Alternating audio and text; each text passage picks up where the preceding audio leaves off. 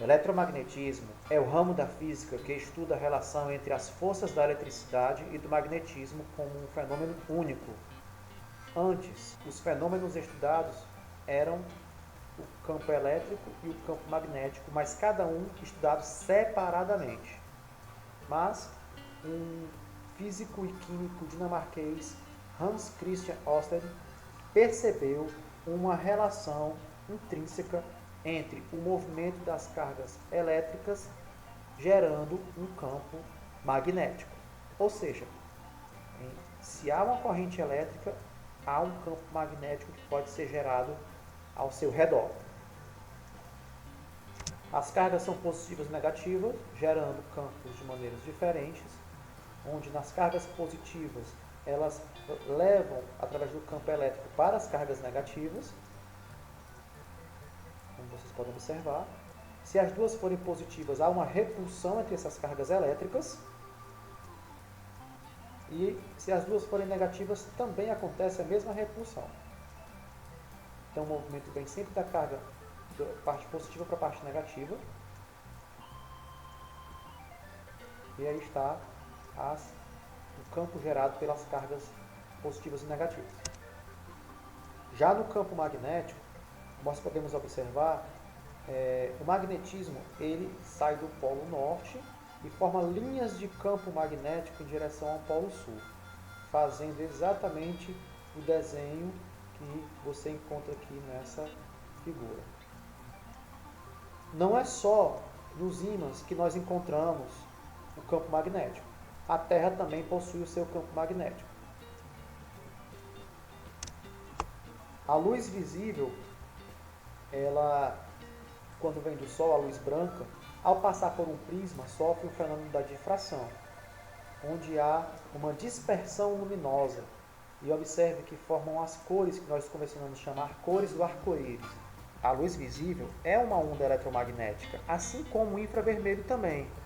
No corpo desse indivíduo, a parte mais quente de seu corpo fica com os tons mais avermelhados e as mais claras ficam com um tom mais azulado.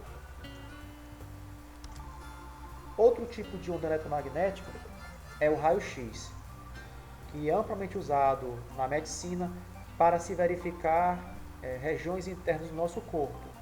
E a radiação ultravioleta do tipo A, B e C.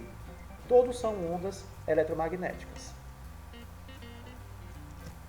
Mas uma certa velocidade é conhecida de praticamente todos, a chamada velocidade da luz. Por ser mais famosa, utiliza-se esse nome.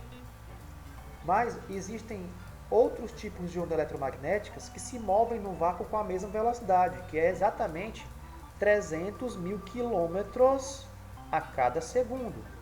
Toda onda eletromagnética, desde a onda de rádio, um raio-x, uma micro-ondas, radiação ultravioleta e o espectro de luz visível, se move à velocidade da luz, 300 mil quilômetros por segundo, ou 300 milhões de metros por segundo. É o suficiente para se dar 7 voltas e meia na Terra em apenas um segundo.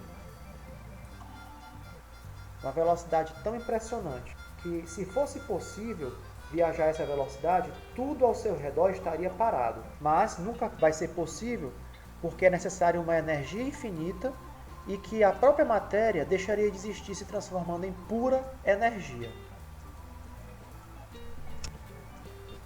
O espectro eletromagnético vai desde as ondas de rádio à radiação gama, onde, nesse sentido, você encontra a frequência aumentando. O que é a frequência? A frequência é a quantidade de vibrações, de oscilações em um intervalo de tempo. E, no sentido contrário, da direita para a esquerda, nós temos aí o comprimento de onda, a distância entre dois picos, que são chamados cristas, ou de dois vales. Então, à medida que ela vai chegando para as ondas de rádio, esse comprimento de onda vai ficando cada vez maior.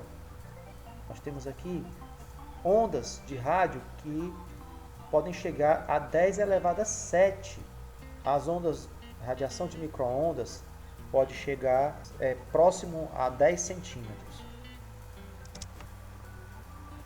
Do rádio à luz visível.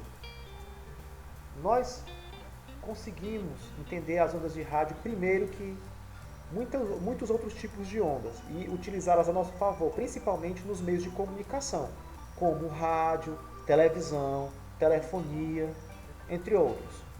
Então aqui existe uma onda que está modulada na frequência AM e essa outra onda está modulada na frequência FM. Enquanto que a onda AM tem uma amplitude maior, por isso que é amplitude modulada, a FM tem uma frequência maior e uma amplitude constante, mantendo assim uma maior estabilidade. Porém, a onda FM tem um maior alcance, ela chega mais longe, enquanto que a FM ela precisa ser retransmitida com mais qualidade por outras antenas.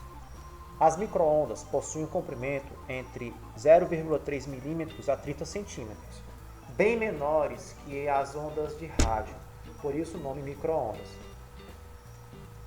Bem, como funciona o micro-ondas?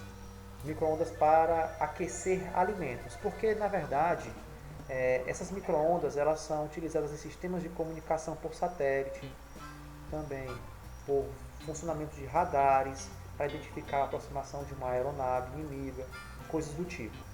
Mas no nosso dia a dia nós estamos acostumados a ver a utilização delas no aquecimento de alimento, né? Então veja aqui, essa primeira figura, nós temos aqui o frango, que ele está dentro do micro-ondas. A princípio as moléculas estão pouco aquecidas, da temperatura ambiente, mas ao sofrer a elevação de temperatura devido às ondas, a radiação de micro-ondas que age sobre esse frango, sobre o alimento, as moléculas de água presentes nele começam a vibrar com mais intensidade, aumentando seu calor, a sua temperatura na realidade. Então, como funciona o micro-ondas? A radiação de micro-ondas emitida pelo magnetron, que está dentro do micro-ondas, que é o aparelho utilizado para isso, faz com que as moléculas de água que estão presentes no alimento se movimentem. São moléculas polares. A água se movimenta e esse movimento choca uma molécula contra a outra e ela vai causar o quê? O aquecimento do alimento. E muito cuidado, colocar alumínio, vasilhas de alumínio dentro do micro-ondas para aquecer o alimento pode causar graves danos, até incêndio, porque o alumínio ele vai refletir de volta a radiação que foi emitida. O infravermelho é um tipo de radiação eletromagnética que apresenta uma frequência menor que a da luz vermelha no caso. E a luz vermelha nós conseguimos enxergar. Mas, então quer dizer que o infravermelho está quase dentro do espectro de luz que nós podemos ver, mas ainda não está. Ele não é uma radiação ionizante, ou seja, não oferece risco à saúde humana. Pode ser utilizado para várias coisas, vou dar aqui alguns exemplos, pelo menos 3. O primeiro, pode ser usado para detectar a temperatura de objetos distantes, e por essa razão é muito útil na astronomia. Também pelo exército, pelas forças armadas. Então uma estrela distante vai emitir uma radiação, e o infravermelho ajuda a captar com mais qualidade.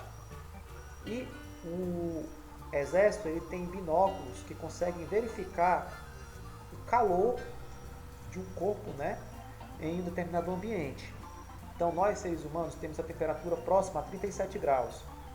E na vegetação, à noite, a temperatura pode estar abaixo de 20, 30 graus e o nosso corpo se destacaria nela. Então, mesmo à noite, é possível ter uma visão noturna com equipamentos que utilizam o infravermelho. Também mísseis teleguiados são programados para seguir a radiação infravermelha das turbinas de aviões inimigos. A turbina está girando, ela está aquecendo pelo atrito entre o material da turbina e esse aquecimento natural que acontece vai servir de atração para os mísseis que têm infravermelho teleguiados. As fotografias térmicas são utilizadas na medicina para diagnosticar, por exemplo, a aterosclerose, que é um tipo de doença, onde há o bloqueio dos vasos sanguíneos. Por isso é possível perceber a região do corpo que está mal irrigada pela presença de menor temperatura. Falaremos agora da luz visível, que é a parte da radiação eletromagnética ou ondas eletromagnéticas que nós estamos mais familiarizados, pois a nossa visão funciona captando essas cores, que têm frequências específicas, que têm um comprimento de onda específico. O comprimento de onda vai de 700 nanômetros para a cor vermelha a 400 nanômetros para a violeta. Lembrando que nanômetro significa 10 elevado a menos 9. É o 0, com mais 9 casas decimais. Muito bem. Esse é o Vlavav. Ele é um personagem de um programa educativo científico dos anos 90, que é chamado O Mundo de Bikman.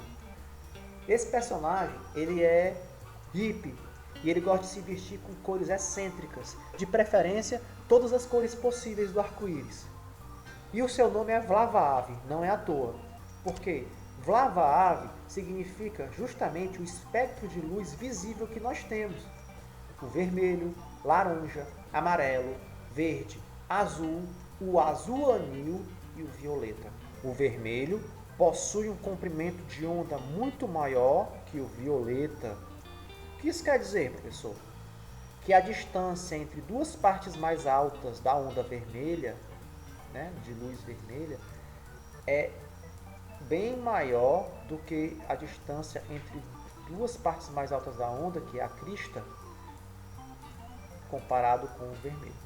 Então nós só conseguimos enxergar cores que estão aqui dentro, nesse espectro. Aí você pode se perguntar, professor, e aí cadê o branco? O branco se encontra onde aí? Não, o branco ele não é parte do espectro de luz visível. Tá? Por qual motivo?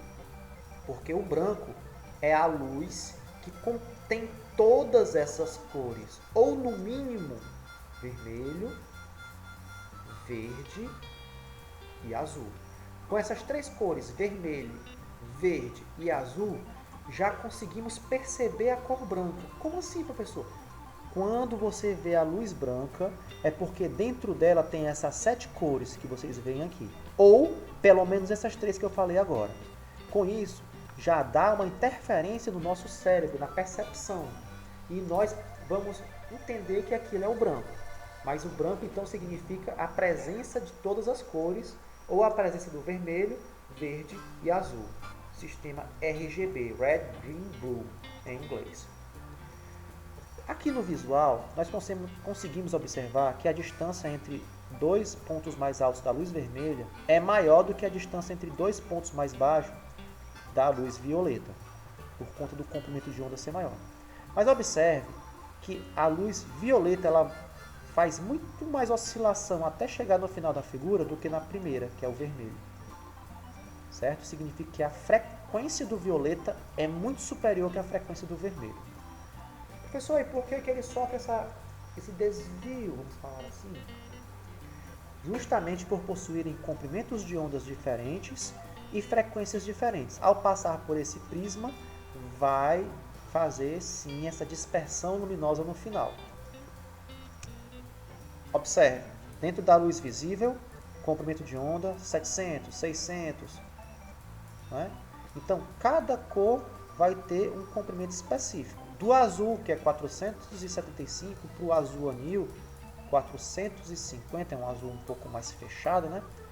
Ele tem apenas 25 nanômetros a menos aqui, para você perceber a questão do comprimento de ondas. Falaremos agora da radiação ultravioleta, que é um tipo de radiação que pode ser nocivo para o nosso organismo, dependendo do tipo de exposição que nós possamos ter. A radiação ultravioleta do tipo A é a mais nociva. Observe aqui a nossa camada da pele. Nós temos a epiderme, que é a camada mais externa, mais de fora, superficial. A derme, que é a camada intermediária. E a hipoderme é a camada mais profunda. A radiação ultravioleta do tipo A, ela consegue penetrar a pele até a camada intermediária, quase chegando na camada mais profunda, causando queimaduras bem mais graves e até mesmo câncer. Já a radiação ultravioleta do tipo B, ela já não consegue penetrar camadas mais profundas, ela nos queimaria de maneira mais superficial. E a radiação ultravioleta do tipo C, ela praticamente não chega até nós, porque ela tem um comprimento de onda muito pequeno e não consegue penetrar a atmosfera terrestre. Lembrando que a camada da atmosfera terrestre que protege a gente da radiação ultravioleta é a camada de ozônio, certo? E a camada de ozônio serve de escudo contra essa radiação. Mas os gases do aquecimento global do efeito estufa estão destruindo, causando buracos enormes nessa radiação. Entre eles nós temos os clorofluorcarbonatos, que eles causam buracos na nossa camada de ozônio. Além da pele, nós também podemos ter problemas na visão, devido à penetração dessa radiação em nossos olhos. Essa é a situação onde a camada de ozônio protege contra a entrada da radiação, mas ela não consegue proteger 100%. Porém, essas ondas elas têm frequência muito elevadas, 10 elevado a 15, 10 elevado a 17, é o 1 seguido de 17 zeros, na frequência em 1 segundo, que ela consegue oscilar em 1 segundo, certo? E nesse exemplo nós também observamos o UV extremo, que, por exemplo, os astronautas eles enfrentam essa radiação extrema quando estão no espaço. E os seus trajes espaciais têm justamente uma proteção contra esse tipo de radiação, tanto no seu visor como na parte do traje, pois no espaço nós encontramos o vácuo e não há uma atmosfera com camada de ozônio para proteger o tal astronauta. No início do século XX, a descoberta de que a energia é quantizada levou a uma revelação de que a luz não era só uma onda, como todos já sabiam que a luz ela era uma onda eletromagnética, mas também ela foi descrita como sendo partículas chamadas fótons. Esses fótons, pequenos pontinhos encontrados aqui, são pacotes de energia discretas, sem matéria, onde deu origem à palavra quanta de luz. Essa energia pode ser transferida para átomos e moléculas quando os fótons são absorvidos. Esse jovem encontra-se em um lugar que não há luminosidade. Portanto, com a ausência de luz, o balãozinho aqui, que ele está enxergando, é preto, porque não há nenhuma fonte de luz. De repente, uma lâmpada amarela é acesa. Que cor ele enxergou? Amarela, obviamente, porque é a única fonte de luz e essa luz é monocromática. O que significa uma luz monocromática? É uma luz que só tem um tipo de fóton. Esses fótons, como nós falamos anteriormente, são partículas. E essas partículazinhas todas têm a mesma cor. Mas suponhamos que esse jovem ele se aproxime de um local onde está ensolarado. E as partículas agora são de cores diversas. E ele enxerga o branco. Por que ele enxerga o branco? Porque existem partículas de várias cores aí. Essas cores são aquelas que formam o espectro de luz visível. Vermelho, laranja, amarelo, verde, azul, anil e violeta. Todas juntas. E esse jovem vê o branco. Mas observe o seguinte. Vou dar uma pausa. Eu vou colocar agora um filtro de cor. Esse filtro que eu coloquei, ele é da cor amarela. Da cor amarela. Então, observe o que vai acontecer daqui para frente.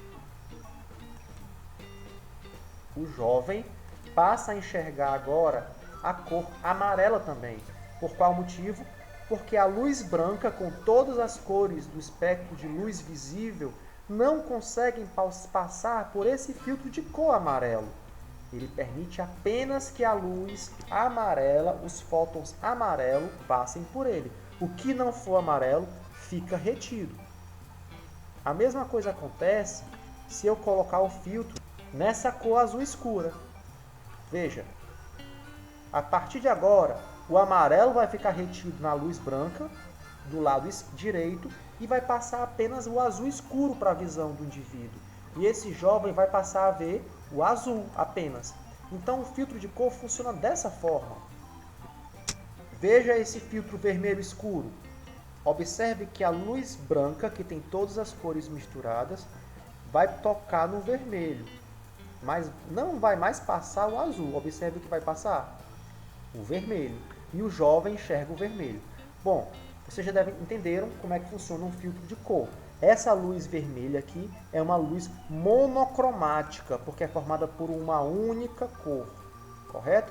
E essa luz aqui ela é policromática, a luz branca, porque ela é formada por várias cores. Estudaremos agora o sistema RGB. O que significa RGB? Red, vermelho, green, verde e blue, azul. Eu vou ligar essas luzes e nós vamos observar como o jovem observa essas cores. Se eu ligar a luz vermelha, evidentemente que ele vai ver o vermelho. A mesma coisa acontece se eu ligar as outras cores separadamente. O verde e o azul. Pronto. Acontece que eu vou ligar o verde e o azul ao mesmo tempo. Essa cor que o jovem está vendo é o ciano, que é a mistura entre o azul e o verde. Agora eu vou desligar o azul e vou ligar o vermelho. O jovem está vendo a cor amarela, né, que é a mistura entre a luz, não é o pigmento, tá? Nós estamos falando aqui de luzes. A luz verde e vermelha.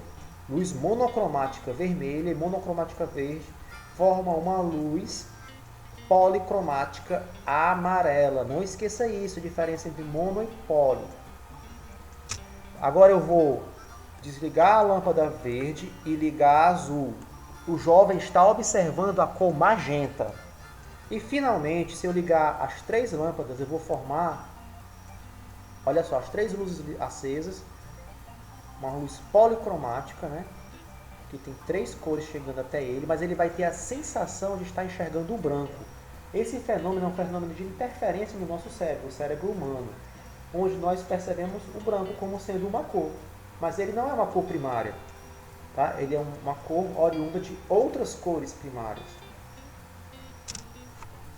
Os raios X, outra onda eletromagnética. William Conrad, no final dos anos de 1895, descobriu os raios X, que era um tipo de radiação de alta energia com capacidade de penetrar em organismos vivos e atravessar tecidos de menor densidade, ou seja, tecidos mais moles. Ele é absorvido pelas partes mais densas do corpo, como ossos e os dentes, e deixa na parte mais mole essa radiação passar. Um dos principais usos do raio-x hoje são as radiografias, tanto para verificar se houve a luxação, a fratura de ossos e de juntas dos membros, ou também analisar problemas pulmonares e até na coluna. Porém, essa capacidade de penetrar nos nossos tecidos faz dos raios-x um perigo em potencial, pois a exposição prolongada a eles pode levar à formação de células cancerígenas. Por isso que pessoas que trabalham com radiografias usam aventais de chumbo, porque o chumbo não permite que essa radiação atravesse. No tempo de Conrad, em 1895, a radiação era mais bruta, menos controlada. Hoje nós conseguimos, através dos aparelhos, controlar melhor essa radiação para ela ser mais específica e menos prejudicial à nossa saúde. Porque cada um de nós temos uma cota de radiação do tipo raio-x, que é um tipo de radiação ionizante, para o nosso organismo. Ao extrapolar essa quantidade X de radiação, vai causar danos ao nosso organismo. Finalmente, chegamos aos raios gama. São raios de alta frequência, mas eles são também utilizados para tratamentos médicos de algumas doenças. Observe que a radiação gama ela tem irmãs, tem a radiação alfa, a radiação beta e ela própria, a radiação gama. A radiação alfa, ela não consegue nem ultrapassar a superfície de um papel. A A radiação beta atravessa a superfície do papel, mas não a do alumínio. E a radiação gama consegue ultrapassar tanto o papel quanto o alumínio e é detida apenas no chumbo. Tanto o raio-x como a radiação gama, eles podem causar, aqui é o DNA humano, fraturas, quebras no DNA. E essas quebras podem ser irreparáveis, gerando assim problemas na nossa saúde, inclusive câncer. E isso pode ser passado até para os nossos descendentes. As telecomunicações, as ondas de rádio. Nós temos a do tipo AM, que significa amplitude modulada, como eu mencionei antes, que está nessa frequência aqui, de 540 kHz a 1600 kHz. São ondas que têm um alcance maior, mas têm menos qualidade. Elas não necessitam de antenas para a sua transmissão. Veja, está aqui a torre de transmissão. Ela utiliza a ionosfera, que é uma das camadas da atmosfera terrestre, para refletir assim as suas ondas. E ela vai ser captada por um local onde tem uma recepção do sinal. Já as ondas FM, que são ondas que têm uma frequência entre 88 e 108 MHz, essa banda do espectro eletromagnético é utilizada somente para a transmissão de rádio FM, nessa frequência que eu mencionei. Pois bem, então como é que acontece? Ela envia essas ondas eletromagnéticas a uma torre de retransmissão que vai até a recepção do sinal. Telecomunicações micro-ondas. Em algumas transmissões de TV e telefonia móvel, a retransmissão é feita por satélites artificiais que ficam em torno da Terra. Então as torres emissoras emitem essa radiação micro-ondas, e ela é retransmitida para cá. Isso quando é mais rápido fazer, se não for muito próximo à região, né, porque pode ser utilizada uma torre de retransmissão. Mas se for do outro lado do mundo, a Copa do Mundo ou então as Olimpíadas no Japão em 2021, e aí eles utilizam a radiação micro-ondas que vai para o satélite e retransmite para o outro lado do planeta e vice-versa. Certamente você já se perguntou como funciona a internet sem fio, ou seja, o sinal Wi-Fi. A rede Wi-Fi conta com um roteador, todo mundo sabe, aquele que fica sobre o móvel na sua casa, que ele emite uma onda. Essa onda, lógico, evidentemente, chega aos aparelhos como computador, smartphones, tablets, impressoras, entre outros, sem fio, né, só pela radiação. Daí, o roteador, para conseguir fazer isso, ele tem que estar conectado a um certo modem, e o modem a uma rede de internet. E isso tudo na operadora de internet. E é retransmitido para cada um de nós quando o sinal chega em seu destino, que é o nosso equipamento eletrônico. Aplicações da medicina. No raio-x nós já vimos. A radiografia ela pode ser utilizada para verificar regiões internas do nosso corpo. A ultrassonografia funciona de maneira análoga ou parecida com a ecolocalização. O equipamento possui um sensor capaz de detectar as ondas que são refletidas quando tocam nos órgãos ou no corpo que está no interior e refletem. Isso também serve para verificar como que anda o desenvolvimento do feto, das crianças, na gestação, ou também como os tumores estão se desenvolvendo dentro do organismo humano, se regrediram com a quimioterapia ou não, podem fazer radioterapia e tudo mais. Então são formas aplicáveis da radiação em benefício da humanidade através da medicina. É a forma como a física auxilia o mundo moderno. E com certeza, você que adora as redes de comunicação sociais e os seus smartphones, seus computadores, vai dar um like e curtir essa aula hoje. Até a próxima!